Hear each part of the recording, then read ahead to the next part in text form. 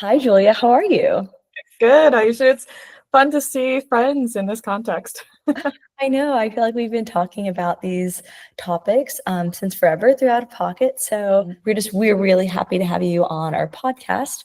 Um, we'd love to hear in your own words a little bit about yourself before we dive into some rapid fire Q&A. For sure. So my whole career has been in healthcare product, and I got really lucky that while I was an engineering student at Penn, I got to work within Penn Medicine's Internal Innovation Center. And so I was deeply embedded in workflows in the hospital. I got to talk to decision makers on go, no go metrics for scaling pilots. And that really served as a foundation of my interest in healthcare. During the pandemic, I started as a product manager in a VC-backed startup. And I had to learn what product management meant very quickly and how to work when you weren't physically in front of people during the pandemic. And after a few years of that, I wanted to learn more about healthcare and ended up going to Stanford Medicine for a master's in clinical informatics management. It let me get closer to the hospital and working directly with clinicians. I got there at the perfect timing for kind of the whole AI wave.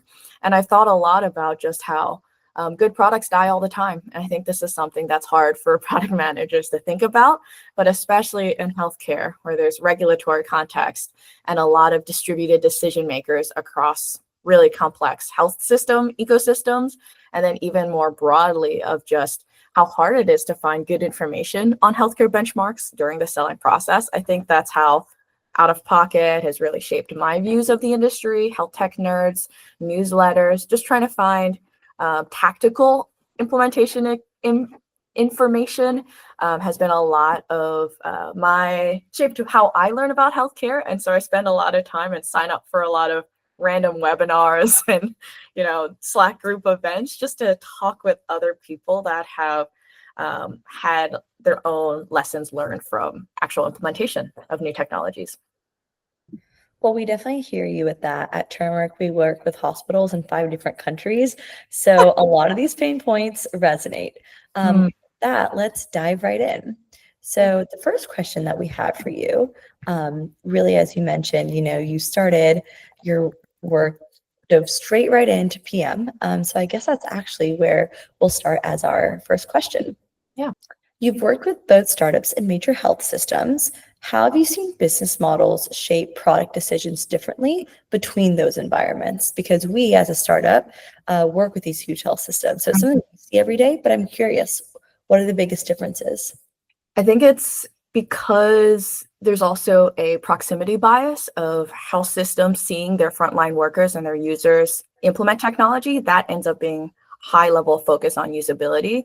And then startups needing to see across, five hospitals across 5 countries, scalability and working with your engineers to build scalable infrastructure is a lot more top of mind for internal stakeholders. So I think just to summarize very quickly, the incentives and the stakeholders that you deal with when you're working inside a health system are typically users that care about usability and experience and efficiency and workflow efficiency. And then when you're a startup building with your engineers and product and designers, you care a lot about scalability and extensibility and how you do configuration for a wide range of customers and support all of that. And those tie into the SaaS metrics versus your operational metrics of a care delivery system. That leads us to like our next question. It seems like these metrics are quite different, from the SaaS metrics at a startup to these care delivery metrics. And so what frameworks do you find most helpful when you assess whether or not like a healthcare product actually delivers true ROI to buyers? Yeah.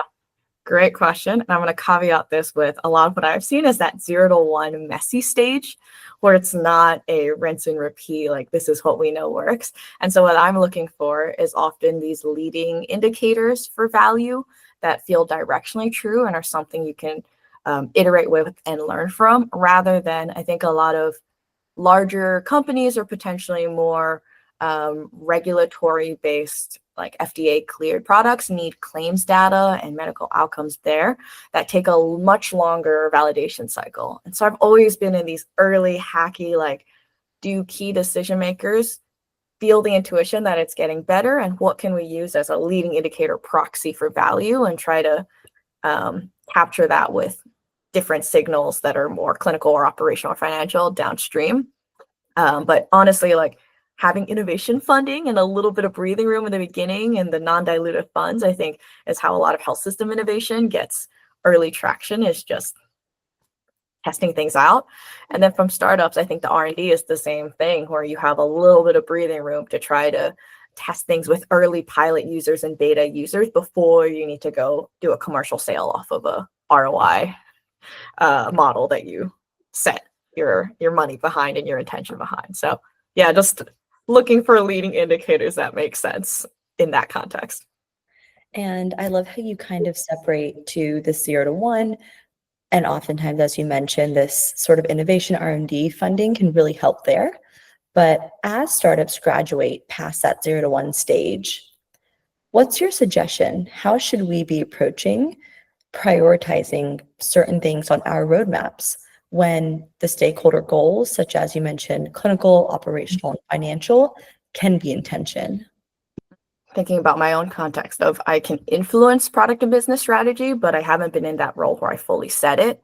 And from there, I'm looking within the constraints a little bit of like, what is the business strategy that the product needs to achieve? Like maybe your startup has a specific aim on where you want to add value, and that's the bottoms up approach. And then thinking about the customer, it's what are their top pain points that they're putting money and effort behind, and what is a priority for them? And I think that's hard because different levels have their own goals, but how do you frame your efforts in what's top of mind for them that they're reviewing? And that's actually going back to the webinar on buyers. I think it's so helpful to hear what the industry and these collectives, like the purchasing groups, like what they're concerned about. And a lot of them actually publish reports that they'll just list out what are their key concerns. So GLP-1s were on their radar for cost spend like 2 years ago. And it's how do you kind of tune into these industry trade associations and conveners and hear what they're all agreeing is the main, or even just scanning the panels names at different conferences, like kind of proxying what people are interested in talking about. That's a great hack. I wish I could clone myself and go to every single panel and to, create my own little scraper to understand what people are publishing, but that's a great place to start. I'm curious, like today, what are the things that are top of mind that you think these hospital execs are not talking about yet, but like will be on the horizon? I was just listening to this great podcast, which I should post about. It was 3 generations of doctors. So it's Dr. Topol and Matthew Lungren and Justin Norden. And it was the Stanford Online talk where they're saying the average hospital leader might not be using generative AI themselves in their own personal workflows to understand where it's going. So there's kind of a first principles, like what is the potential? And then the regulatory has not necessarily matured to the point that there's like a clear path forward for a lot of innovators. And then the last one is the trust and the need for well-validated studies to show ROI is going to slow down a lot of medical adoption for good reason, that it's a really high trust, high like accuracy use case in a lot of healthcare use cases. But I think there's an in-between that's can be validated and evaluated. And then that gap of policy and best practice will be certain market leaders implementing and figuring out what good looks like for them, and then becoming kind of the de facto standard for other vendors to evaluate themselves against. And so I'm thinking about how if someone's going to drive what is the key metric of good in different AI use cases, and whoever that is will end up setting a standard for the rest of the industry just by, I think, word of mouth and comparison. Are there any specific parts of the healthcare AI industry that you think are kind of really up for grabs, that you're like, really, there's not a leader here, someone needs to set the benchmark? It feels like so much of it. Everything. If you had to pick like 3 things that you're like, man, there's a lot of green space here. I think so much of it feels like especially in living in the Bay Area, it seems like everyone is working on everything at once, and maybe it's just not published. But I think an area I've been tracking, although I think people are working on it, is the evaluation part and the different standards there. And how does that become in my opinion, distributed and owned across different systems so that they have their own point of view of what good would look like instead of putting it on vendors to come up with an approach for every health system to figure out what they care about. I know it's always a collaboration. I think this is the vision behind a lot of organizations, but it would be interesting to have more healthcare AI implementation, like customers to have it sounds bad, but it's like less fear of new technologies and own their domain and operational expertise and their role in complementing any technology rollout versus there's a lot of organizations that I think about like, how do we educate everyone on AI as a technology, which I love the history of transformers and the technical nuances of it, but I don't know if that helps apply it in a lot of organizations. So how do you get people to complement the technology use rather than all need to become deep technologists? So I think that's one that organizations could build a different type of capacity of co-piloting instead of becoming all AI native users of technology. I think that's a fair point. It's something as a fellow engineer by training, I think I oftentimes do lose sight of. So this is like really humbling and grounding to be reminded. To switch gears a little bit, can you share an example where your go-to-market strategy fundamentally changed how a product was built or positioned?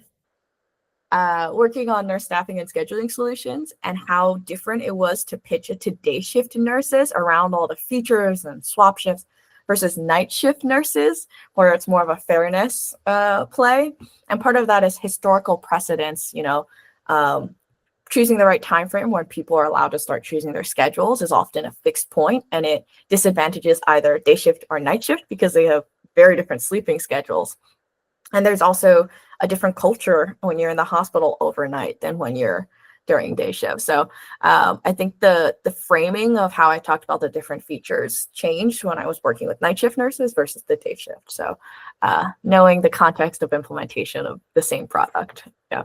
Context is important, I guess. We didn't all just fall out of a coconut tree. Nice. But anyways, to wrap this up, Yeah. there's some early signals that a product launch in healthcare is headed for friction. And how do you de-risk those moments? Does everyone just have as much paranoia as builders? Like everything is what does go right as the way it's intended. So that's a little, inverting the question. But I think the mentality of like always coming up with options and backup options and having multiple approaches is one way to de-risk anything. I think the whole job of product and founders is to de-risk what is coming up. And I'm thinking about, I think it's Astro Teller with the Google X Moonshots team, where his whole analogy that is very sticky is like the dancing monkey on a pedestal. So many companies start by building the pedestal, where the part to de-risk is the dancing monkey. So how do you start with training the monkey to dance and doing the hardest part of a problem that is the most against people's default behavior before solving the well-solved problem, building a static pedestal? So thinking about what parts to de-risk and how to fight that. And my little hack/tactic that I really like here is in brainstorms in risk-averse settings, starting with a bad idea generation and getting everyone to throw out the worst catastrophic things that could happen, extracting those into success criteria, and then flipping that into different solutions and paths for mitigating key risks that people are scared of. Yeah, been wanting to use that. Thank you so much for your time and for sharing all your wisdom. Was there anything you wish we had asked you today? Oh man, something I'm excited about for AI is actually LLMs for language access for patients that don't speak English as a first language. I mean, even Google Meets, I think, has it start to build in around English and Spanish translation. And I think this is something that will be similar to how GPT was available as an API before it was a chat interface. I think having services available in other languages will just cause such adoption with different populations. And I'm sure it's something you're already looking into, but it's something exciting for me to see different populations interacting with health services because it's more accessible. Well, that's something at Turmeric we definitely build with top of mind, since we, have been building international first. So we agree, we're excited about how AI can really bring in more than just English speakers into the fold. So with that, Julia, thank you so much for joining us today and for sharing all that advice. Best of luck and keep us posted on how it goes. Thank you.